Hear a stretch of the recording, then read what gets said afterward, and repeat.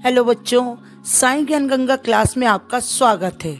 आज का हमारा टॉपिक है अव्यय, या जिसे हम अविकारी शब्द भी कहते हैं। बच्चों, अभी तक जिसने मेरे चैनल को सब्सक्राइब नहीं किया है तो जल्दी से सब्सक्राइब कर दें। चलिए अब हम अव्यय को समझते हैं कि वो क्या होते हैं। ठीक है, तो पिछले वीडियो में हमने संज्ञा, सर्वनाम, विशेषण और क्रिया के बारे में पढ़ा। इन्हें विकारी शब्द भी कहा जाता है क्योंकि लिंग, वचन, कारक आदि के कारण इनके रूप में परिवर्तन आ जाता है। अब हम ऐसे शब्दों के बारे में पढ़ेंगे जो किसी भी परिस्थिति में परिवर्तित नहीं होते, अर्थात इन पर लिंग, वचन, कारक आदि का प्रभाव नहीं पड़ता। अव्यय वे शब्द हैं जिनमें किसी भी परिस्थिति में कोई परिवर्तन नहीं होता है। चलिए अब हम अव्यय के भेद को समझते हैं। तो अव्यय के 5 भेद होते हैं। सबसे पहला है क्रिया विशेषण, दूसरा है संबंध बोधक, तीसरा है समुच्चय बोधक, चौथा है विस्मयादि बोधक और 5वां है निपात।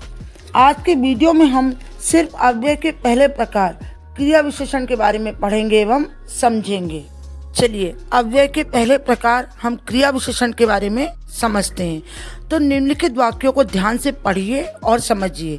पहला दिया है बंदर अचानक आ गया, दूसरा है श्रीमान जी आप इधर बैठ जाइए और तीसरा है कछुआ धीरे धीरे चलता है। तो उपर्युक्त वाक्यों में अचानक, इधर, धीरे धीरे शब्द क्रमशः आ गया, बैठ जाइए और चलता है क्रियाओं की विशेषता बताते हैं, अतः ये शब्द क्रिया विशेषण कहलाते हैं। तो जो शब्द क्रिया की विशेषता बताता है वह क्रिया विशेषण कहलाता है, जैसे अचानक, धीरे धीरे आदि। चलिए अब हम क्रिया विशेषण के भेद को समझते हैं। तो क्रिया विशेषण के 4 भेद होते हैं। सबसे पहला है स्थानवाचक क्रिया विशेषण, दूसरा है रीतिवाचक क्रिया विशेषण, तीसरा है कालवाचक क्रिया विशेषण और चौथा है परिमाणवाचक क्रिया विशेषण। चलिए क्रिया विशेषण के पहले भेद स्थानवाचक क्रिया विशेषण के बारे में हम समझते हैं। तो क्रिया में होने वाले कार्य का स्थान बताने वाले शब्द स्थानवाचक क्रिया विशेषण कहलाते हैं। ठीक है, जैसे यहाँ, वहाँ, इधर, उधर आदि। ठीक है, अब स्थानवाचक क्रिया विशेषण के भी 3 उपभेद होते हैं। पहला है स्थितिवाचक, दूसरा है दिशावाचक और तीसरा है विस्तारवाचक। देखिए स्थानवाचक क्रिया विशेषण से आपको समझ में आ रहा होगा कि क्रिया किस स्थान पे हो रही है। ठीक है ना, क्रिया की जो विशेषता बताई जा रही है वो किस स्थान पे हो रही है उसके बारे में इसमें बताया जाता है। ठीक है ना, तो चलिए हम सबसे पहले इसका उपभेद जो है स्थितिवाचक क्रिया विशेषण उसके विषय में पढ़ते हैं। तो इसका जो आएगा कहाँ, यहाँ, वहाँ, ऊपर, नीचे, भीतर, बाहर आदि की स्थिति बता रहे हैं, उस स्थान की स्थिति बता रहे हैं। ठीक है, जैसे मैं यहाँ रहती हूँ। ठीक है, दूसरा है मैं बाहर जा रही हूँ। ठीक है, आया समझ में? देखिए दोनों वाक्यों से आपको समझ में आया ना। जैसे मैं यहाँ रहती हूँ तो उस स्थान के बारे में बता रहे हैं कि मैं यहाँ रहती हूँ। ठीक है, दूसरा मैं बाहर जा रही हूँ। ठीक है, तो स्थितिवाचक है ये कि ये स्थिति कि यहाँ मैं रहती हूँ और बाहर जा रही हूँ, दोनों की उसमें स्थिति बता रहे हैं। ठीक है, इसलिए ये स्थितिवाचक क्रिया विशेषण है। दूसरा उपभेद है दिशावाचक क्रिया विशेषण। तो इसमें जो शब्द आएंगे जिससे हम पहचान कर सकते हैं वह है किधर, इधर, उधर, जिधर, दाहिने, बाएं, इस ओर आदि। ठीक है, तो पहला सेंटेंस है मैं इधर रहता हूँ और दूसरा है मैं उस ओर जाऊंगा। देखो इसमें दिशा बता रहे हैं कि मैं इधर रहता हूँ, इस दिशा में रहता हूँ, और दूसरा मैं उस ओर जा रहा हूँ। ठीक है ना, तो एक दिशा बता रहे हैं कि अपन जैसे हाथ का संकेत है उससे बताते ना, दिशा बताते हैं कि मैं वहाँ रहता हूँ, तो इसलिए ये क्या है, दिशावाचक क्रिया विशेषण। तीसरा उपभेद है विस्तारवाचक क्रिया विशेषण। तो इसकी जो पहचान का शब्द है यहाँ से वहाँ तक। जैसे हम एक विस्तार बताते ना कि यहाँ से लेके वहाँ तक। ठीक है, तो यहाँ से वहाँ तक भीड़ ही भीड़ है। एक विस्तार बता रहे हैं कि इस जगह से लेके उस जगह तक भीड़ ही भीड़ है। ठीक है, देखिए स्थानवाचक क्रिया विशेषण के आपने 3 उपभेद पढ़े, स्थितिवाचक, दिशावाचक, विस्तारवाचक। इन तीनों में आपको समझ में आ रहा है कि किस स्थान का जिक्र हो रहा है। जैसे पहले में मैं यहाँ रहती हूँ, दूसरा मैं इधर रहता हूँ, या यहाँ से वहाँ तक, ये एक स्थान के विषय में बताया जा रहा है। ठीक है, क्रिया विशेषण का दूसरा भेद है रीतिवाचक क्रिया विशेषण। तो जो क्रिया विशेषण शब्द क्रिया के होने की रीति प्रकट करते हैं, रीति मतलब कि क्रिया किस प्रकार हो रही है। ठीक है, उन्हें हम रीतिवाचक क्रिया विशेषण कहते हैं। इसके उदाहरण है कैसे, ऐसे, वैसे, क्यों, कैसे आदि। अब रीतिवाचक क्रिया विशेषण के भी 6 उपभेद होते हैं। जैसे पहला है प्रकारवाचक, दूसरा है निश्चयवाचक, तीसरा है अनिश्चयवाचक, चौथा है कारणवाचक, पांचवा है निषेधवाचक और छठवा है प्रश्नवाचक। चलिए अब हम पहले उपभेद प्रकारवाचक के बारे में पढ़ेंगे।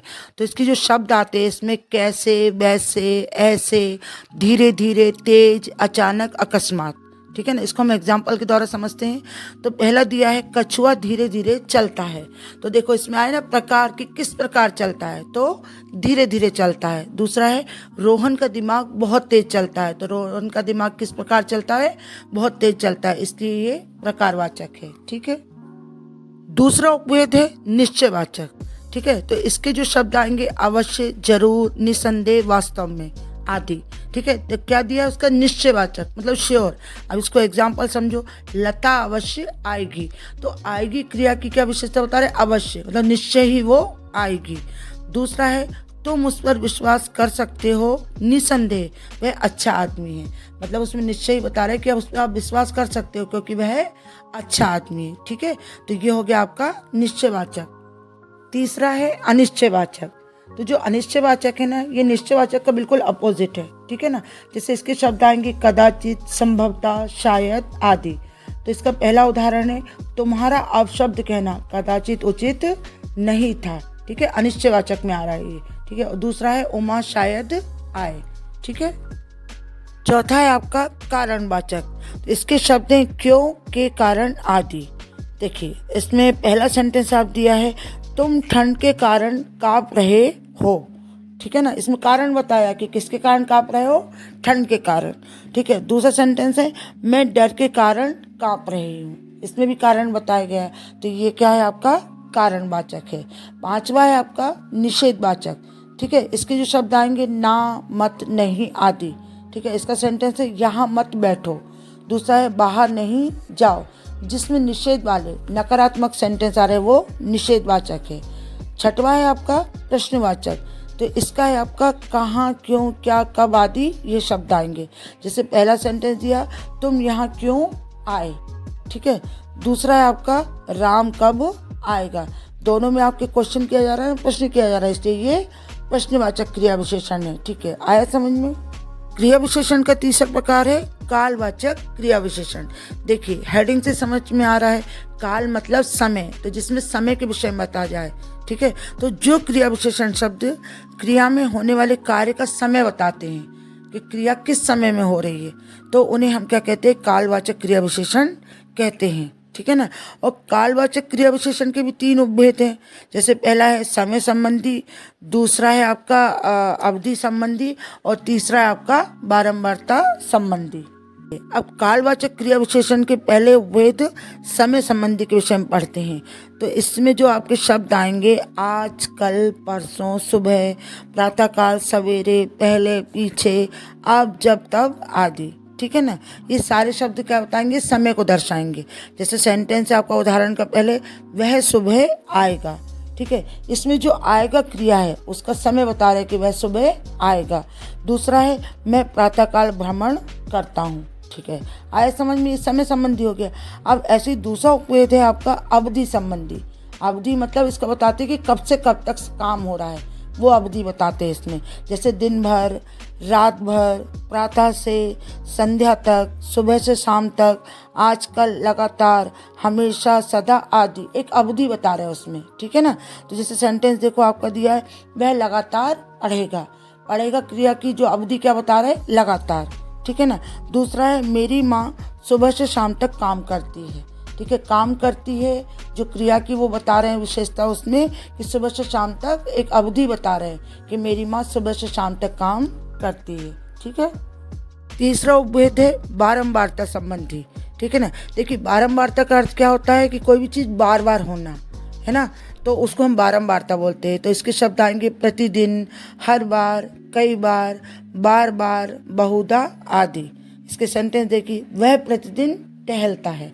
ठीक है ना, ये हो गया बारंबारता कि वह प्रतिदिन टहलता है। दूसरा है रीता बार बार परीक्षा देती है। मतलब किसी भी क्रिया का बार बार होना वो क्या कहलाता है, बारंबारता कहलाता है। ठीक है, चलिए अब हम क्रिया विशेषण के चौथे प्रकार परिमाणवाचक क्रिया विशेषण को समझते हैं।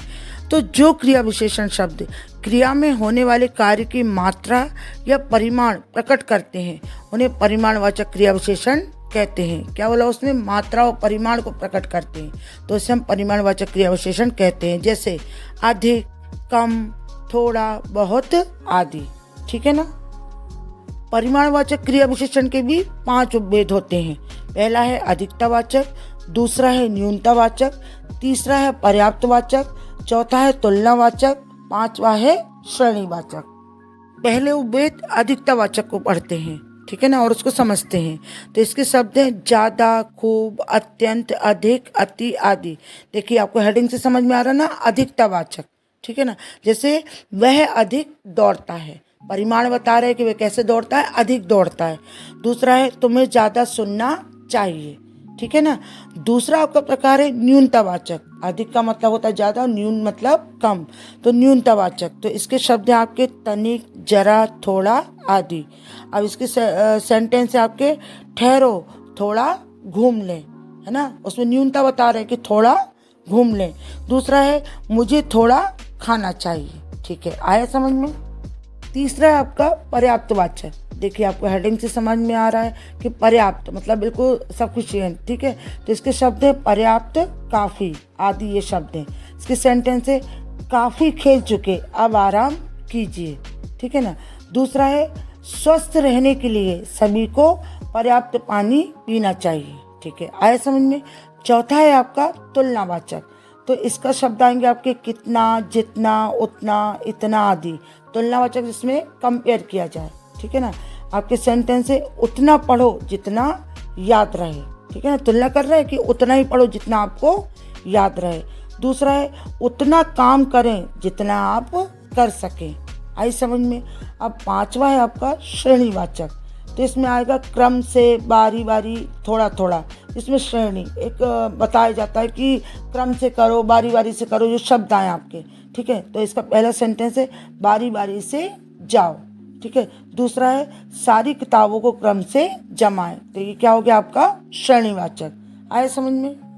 क्रिया विशेषण में एक जानने योग्य विशेष बात यह है कि प्रश्नवाचक क्रिया विशेषण स्थानवाचक, रीतिवाचक, कालवाचक और परिमाणवाचक क्रिया विशेषण के अंग होते हैं। वे अलग से प्रकार नहीं होते। मतलब जो प्रश्नवाचक क्रिया विशेषण है वो अलग से प्रकार नहीं है क्रिया विशेषण का।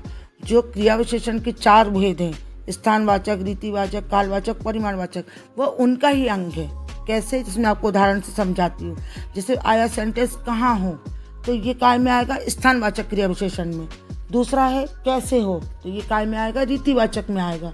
कब आए, ये आएगा कालवाचक में। और कितना पढ़ोगे, तो ये आएगा आपका परिमाणवाचक में। ठीक है। हिंदी में कई शब्दों का प्रयोग परिमाणवाचक विशेषण और परिमाणवाचक क्रिया विशेषण में समान रूप से किया जाता है। जैसे अधिक, कम, थोड़ा, बहुत आदि। ठीक है। दोनों के अंतर को समझना आवश्यक है। जब परिमाणवाचक शब्द किसी वस्तु, संज्ञा की नापतोल प्रकट करते हैं तो परिमाणवाचक विशेषण होते हैं। यदि क्रिया के कार्य का परिमाण बताते हैं तो क्रिया विशेषण होते हैं। ठीक है ना। इसे हम उदाहरणों के द्वारा समझते हैं। यहाँ 2 कॉलम दिए हैं, एक तरफ है परिमाणवाचक विशेषण और दूसरी तरफ है परिमाणवाचक क्रिया विशेषण। तो परिमाणवाचक विशेषण में पहला उदाहरण दिया है, उसकी दुकान में पर्याप्त सामान है। देखो क्या बताया उसमें, बोले ये ना कि संज्ञा की नापतोल का बताएं, तो ये परिमाणवाचक विशेषण है। और दूसरा इसमें परिमाणवाचक क्रिया विशेषण में सेंटेंस दिया है कि पर्याप्त खा लिया, तो क्रिया की विशेषता बता रहे हैं, तो ये परिमाणवाचक क्रिया विशेषण है। ऐसे परिमाणवाचक विशेषण में दूसरा सेंटेंस दिया है काफ़ी खिलाड़ी आए। ठीक है, और इसमें दिया काफ़ी खेल चुके। इसमें तीसरा सेंटेंस दिया थोड़ा हलवा देना, और इसमें क्या दिया थोड़ा टहला करो। मैं आशा करती हूँ बच्चों कि आपको क्रिया विशेषण के भेद तथा उपभेद अच्छे से समझ में आ गए होंगे। धन्यवाद।